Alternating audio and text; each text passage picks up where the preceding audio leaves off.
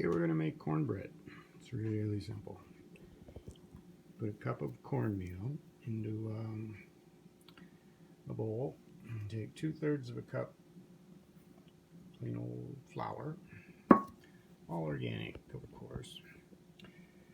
And then into that, you're going to put a teaspoon of sugar, tablespoon of sugar, sorry, teaspoon and a half of baking powder, half a teaspoon of baking soda, and a 1/4 teaspoon of salt. That's that pink stuff there.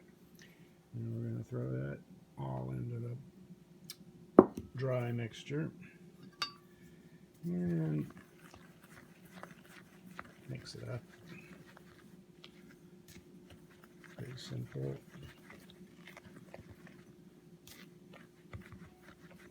And then,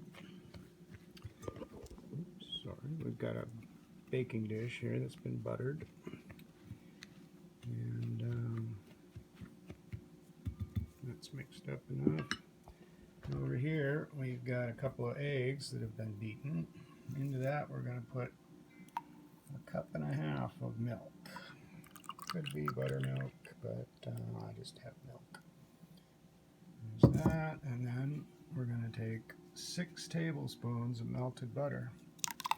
And we're going to pop that in there.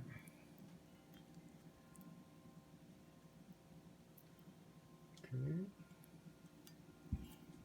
And then we're going to mix that up.